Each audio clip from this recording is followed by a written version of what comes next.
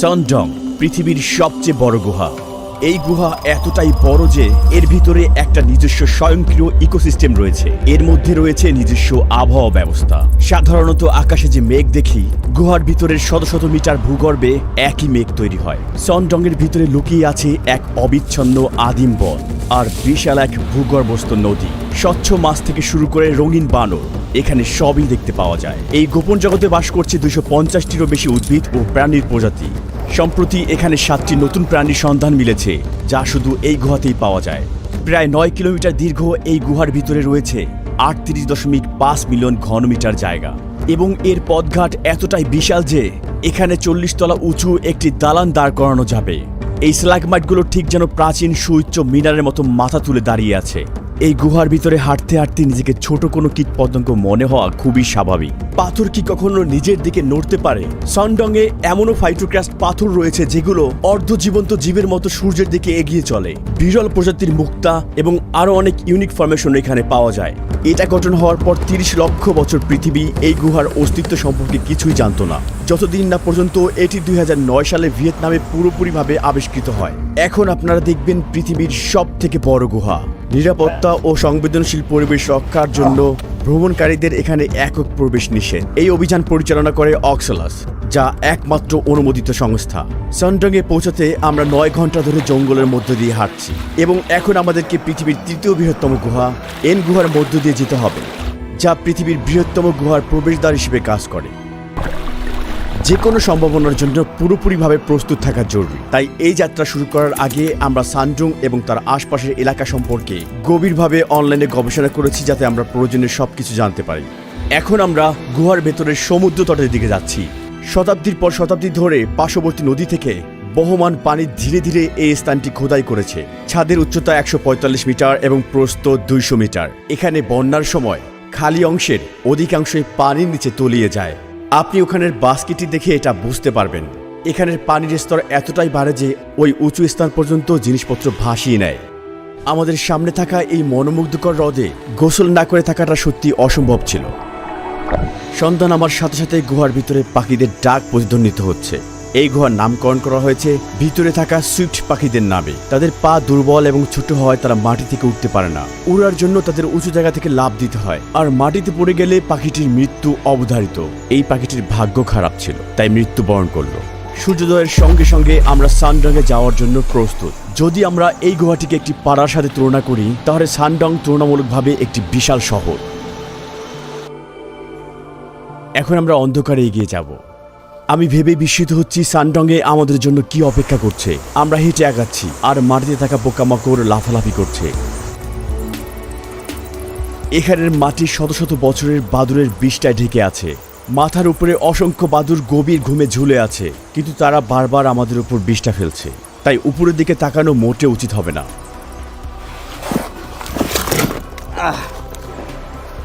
দেখুন আমার হাতের অবস্থা। আমরা ট্রাভার্টিনের মতো দেখতে ফরমেশনগুলোর পাশ দিয়ে যাচ্ছি। চুনাপাথরের সিঁড়ি আমাদেরকে সানডংয়ে পৌঁছানোর পথে নিয়ে যাবে। ওয়াও, এখানের দৃশ্যটা সত্যি অসাধারণ। দুই পাশ থেকে কিছু পানি নিচে বয়ে আসছে। এনকেপ আমাদেরকে গভীর জঙ্গলে স্বাগত জানিয়েছিল, আর এখন সানডংয়ের সঙ্গে সাক্ষাৎ করার পালা। দেখতে পাচ্ছেন এটা ধীরে ধীরে আমার দিকে এগিয়ে আসছে, আর এটা জানে কোথায় আটকে থাকতে হবে। ও, এটা অনেক বড়। যে মাটিতে আমরা হাঁটছি তার নিচে 450 মিলিয়ন বছরের পুরনো চুনাপাথরের ফরমেশন রয়েছে, যা মানুষের অস্তিত্বের বহু আগে, এমনকি ডাইনোসরের অনেক আগে গঠিত হতে শুরু হয়েছিল।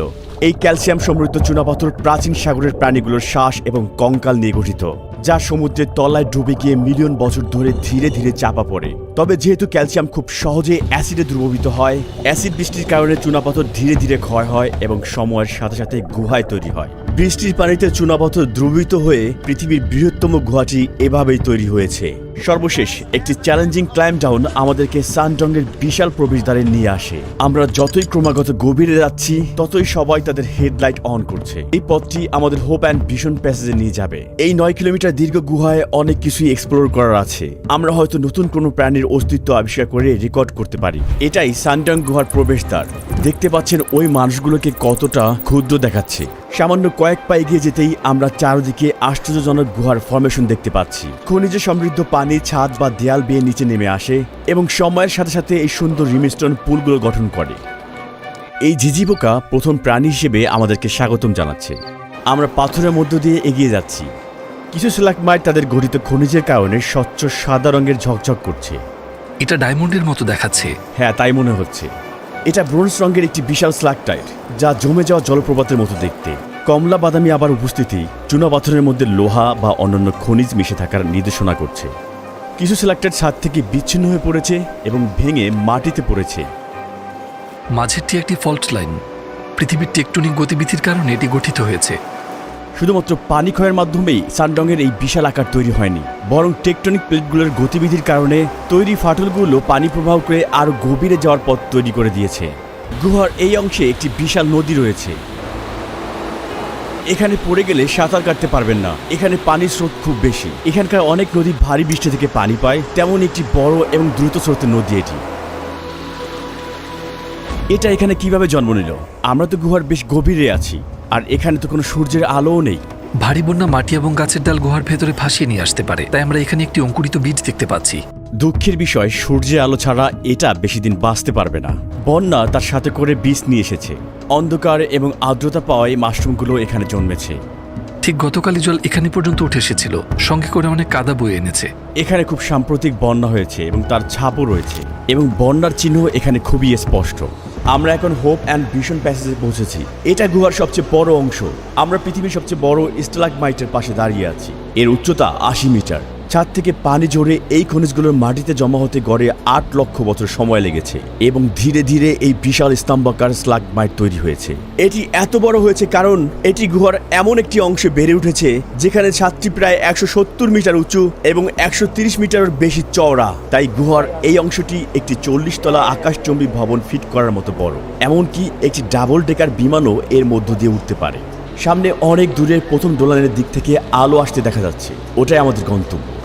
মাটির উপর সাদা মেঘের মতো দাগ দেখতে পাচ্ছি। এটা কি? মাকড়সার জাল। যখন কোনো প্রকার আটকে পড়ার কম্পন অনুভূত হয়, মাকড়সাটি তখন বেরিয়ে আসে, শিকারকে কামড়ে ফ্যানলে নিয়ে তারপরে খায়। এগুলো হলো বালুর টাওয়ার। যখন উপর থেকে পানি পড়ে, পাথরের নিচের অংশগুলো সুরক্ষিত থাকে আর আশপাশের অংশগুলো ক্ষয় হয়, এবং পরিশেষে এগুলো দেখতে টাওয়ারের মতো তৈরি হয়। এটা দেখতে অনেকটা ছোট্ট একটি শহরের মতো। ভালো করে তাকালে দেখতে পাবেন ওই পাথরের চূড়ায় একটি ছেলে দাঁড়িয়ে আছে। দূরে আমাদের টিমের সদস্য এখন ৬০ মিটার দীর্ঘ একটি স্ট্যালাগমাইটের উপর দাঁড়িয়ে আছে। আমরা গুহার ভিতরে ৩ কিলোমিটার এগিয়ে এসেছি। এটা আমাদের ক্যাম্পিং সাইট। কল্পনা করুন এখানে শুয়ে আপনি দৃশ্য দেখছেন। এখান থেকে আপনি আংশিকভাবে প্রথম ডোলাইন দেখতে পাবেন। এটা গুহা থেকে বের হওয়ার রাস্তা মনে হলেও আসলে তা নয়। এটি গুহাতে থাকা ২টি ডোলাইনের প্রথমটি, আর এখান থেকে জিনিসগুলো আরও অবিশ্বাস্য হতে চলেছে। গুহার বাইরের এবং ভিতরের তাপমাত্রার পার্থক্যের কারণে কুয়াশা সৃষ্টি হয়েছে। এই কুয়াশার পিছনে থাকা এলাকাটি ডায়নোসর থেকে সাবধান নামে পরিচিত। আমরা আগামীকাল সেই স্থানটি অনুসন্ধান করব। আর এখন বিশ্রাম নেয়ার সময়। এখন আমরা ১ নম্বর দোলনে যাচ্ছি। আশা করি আজ আমরা অনেক কিছু দেখতে চলেছি। চলুন যাওয়া যাক। আমরা প্রথম দোলনে পৌঁছানোর জন্য সরু পথে হামাগুড়ি দিয়ে এগোচ্ছি। খুবই সরু পয়েন্ট। এই ৮৮ সুতাগুলো হলো গুহার কেঁচোদের ফাঁদ। তারা লেজ থেকে নীল সবুজ আলো উৎপন্ন করে, যাতে উড়ন্ত পোকারা এই ৮৮ সুতাগুলোর দিকে আকর্ষিত হয়। আর যখন পোকা আটকে পড়ে, লার্ভা তখন মুখ দিয়ে সুতাগুলো তুলে নিয়ে শিকারিটিকে খেয়ে ফেলে। এই চুনাপাথরটি দক্ষিণ পূর্ব এশিয়ার সবচেয়ে পুরাতন চুনাপাথর। এর বয়স ৪০ কোটি বছরেরও বেশি। কিছু সামুদ্রিক প্রাণী চুনাপাথরের অংশ হয়ে গিয়েছে, অন্যগুলো খনিজায়িত হয়ে জীবাশ্মে পরিণত হয়েছে, যেমনটা আপনি এখানে দেখতে পাচ্ছেন। পরে আমরা এই জীবাশ্মটির বিস্তারিত ব্যাখ্যায় আসব। আমরা প্রায় পৌঁছে গেছি। সূর্য।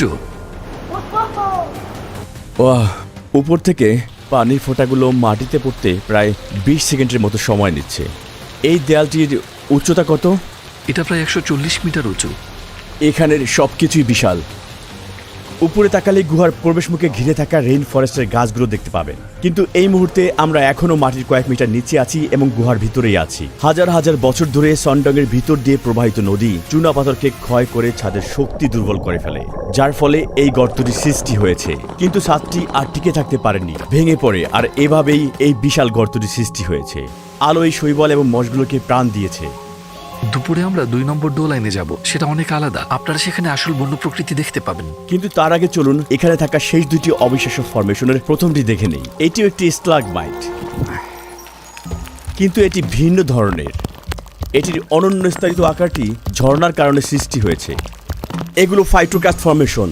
এগুলো বিরল চুনাপাথরের ফরমেশন, যা ক্যালসিয়াম কার্বোনেটের সাথে শৈবাল, মশ এবং অণুজীবের বৃদ্ধির ফলে তৈরি। যেহেতু জৈবিক এবং ভৌতিক উভয় প্রক্রিয়ায় এগুলো গঠন করে, তাই এগুলোকে মনে হয় আংশিক জীবিত এবং আংশিকভাবে মৃত। এখানে আপনারা দেখতে পাবেন ফাইটোকাস্ট গঠনগুলো সূর্যের দিকে বেড়ে উঠেছে, যেন গুহা থেকে একটি হাত বাড়ানো হয়েছে। অন্ধকারে 1 কিলোমিটার উপর নিচ উঠতে উঠতে অবশেষে আমরা গন্তব্যে পৌঁছেছি। এটি দ্বিতীয় ডোলাইন, যা প্রথমটির তুলনায় অনেক বড়। এটা অবিশ্বাস্য সুন্দর। হঠাৎ করে যেন আমরা গুহার ভিতরে একটি বনের মধ্যে চলে এসেছি। এখানে দেখুন কত ঘন। এই অংশে গুহার ছাদ দুটি প্রধান ফল্টের সংযোগস্থলে ধসে পড়ে, ফলে পৃষ্ঠের উপর 252 মিটার উচ্চতার একটি ডোলাইন গঠিত হয়। ধসে পড়া গুহার ছাদের ফলে সূর্যের আলো প্রভাবিত হয়, যা একটি সম্পূর্ণ নতুন ইকোসিস্টেমের জন্ম দিয়েছে। চরম পরিবেশেও গাছপালা আর প্রাণীরা লড়াই করে টিকে আছে, এবং এই জায়গাটিকে বদলে দিয়েছে এক অসাধারণ ভূগর্ভস্থ রেইন ফরেস্টে। আমরা যতই আলোর দিকে এগিয়ে যাচ্ছি, ক্রমাগত ততই বেশি উচ্চতার গাছ দেখতে পাচ্ছি। এখানকার মাটি এটিকে রেইন ফরেস্টে পরিণত করার জন্য আদর্শ উপাদান। এখানকার মাটির একটি বড় অংশ বাদুড়ের বিষ্ঠা দ্বারা গঠিত। এটি মিলিয়ন মিলিয়ন বছর ধরে জমেছে এবং অত্যন্ত উর্বর।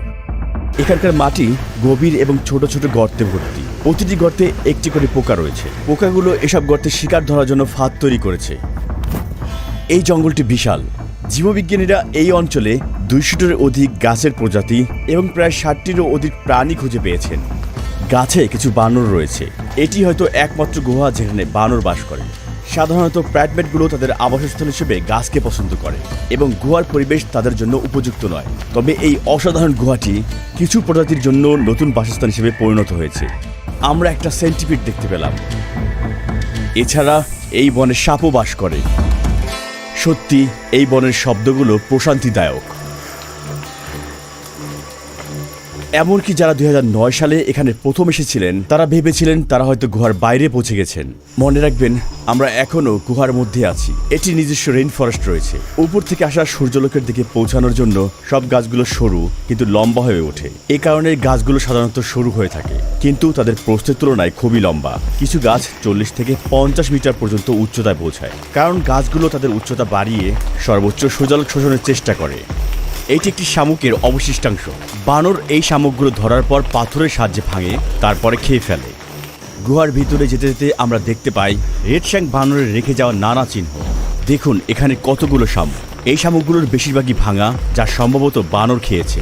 আমরা গুহার এতটাই ভিতরে আছি যে প্রায় ভুলে গিয়েছি আমরা গুহার ভিতরে আছি। এখানেই আজ রাতে আমরা ক্যাম্প করব। গুহায় আজ আমাদের চতুর্থ এবং শেষ দিন, আর আজ আমরা একটি কাদাযুক্ত পথ অতিক্রম করে ভিয়েতনামের সেই গ্রেট ওয়ালে পৌঁছাবো। এখানে স্ট্যালাগমাইটগুলো বেশ আকর্ষণীয় দেখাচ্ছে, মনে হচ্ছে কোনো ভাস্কর্যের কাজ। এই স্তম্ভটির চারপাশে একটি পূর্ণ জলাশয় রয়েছে, আর সেখানে মাছেরা সাঁতার কাটে। এই মাছগুলোর কোনো চোখ নেই, কারণ তারা সম্পূর্ণ অন্ধকারে বাঁচতে অভ্যস্ত হয়েছে এবং সময়ের সাথে সাথে ইন্দ্রিয়গুলো আরো শক্তিশালী হয়েছে। দেখুন, এটা আমার হাতের ছায়া বা গতি দেখেও কোনো প্রতিক্রিয়া দেখাচ্ছে না। এটা কিছুই দেখতে পায় না। মাছের মতো এই পোকাগুলো সম্পূর্ণ অন্ধ। এটা আমাকে দেখতে পাচ্ছে না। এই দুর্লভ ফরমেশনগুলোকে বলা হয় গুহার মুক্তা। সাধারণত এগুলোর ব্যাস 1 সেন্টিমিটার হয়, কিন্তু এখানে যেহেতু এগুলো অনেক পুরাতন, তাই কিছু মুক্তা টেনিস বলের মতো বড় আকারের। সত্যিকারের মুক্তার মতো এগুলো ক্ষুদ্র কণার মতো নিউক্লিয়াসের চারপাশে গঠিত হয়। যেমন বালির কণা, এবং সময়ের সঙ্গে সঙ্গে খনিজের স্তর ধীরে ধীরে গঠিত হয়, এবং সম্পূর্ণরূপে গঠিত হতে কয়েকশো বছর সময় লাগে। গুহার আরো গভীরে যেতে যেতে আমাদের কিছু অপ্রত্যাশিত জিনিস নজরে পড়ে। এগুলো হরিণের হাড়। অনুমান করা হয় যা প্রায় 500 বছরের পুরনো। সর্বশেষ চ্যালেঞ্জ আমাদের সামনে অপেক্ষা করছে। 80 মিটার উঁচু একটি কার্স দেয়াল, যার নাম গ্রেট ওয়াল অফ ভিয়েতনাম। আর সেখানে পৌঁছানোর জন্য আমাদের 600 মিটার দীর্ঘ প্যাসচেন্ডেল প্যাসেজও পার হতে হবে। প্যাসেজটি সম্পূর্ণ পানিতে পূর্ণ এবং মনোমুগ্ধকর জেড গ্রিন লেকে পরিণত হয়েছে। এটা এতটাই উঁচু যে আলো উপরের চূড়া পর্যন্ত পৌঁছায় না। এই দেয়ালটা পার হওয়া মাত্রই 500 মিটার দূর থেকে বের হওয়ার আলো দেখা যাচ্ছে। আমরা পৃথিবীর সবচেয়ে বড় গুহা সন্ডংয়ের এক প্রান্ত থেকে অন্য প্রান্ত আবিষ্কার করেছি, কিন্তু চতুর্থ দিন অনুসন্ধানের পরেও সন্ডংয়ে দেখা সে জীবাশ্মটি কোন প্রাচীন প্রাণীর ছিল সেটির রহস্য অজানা।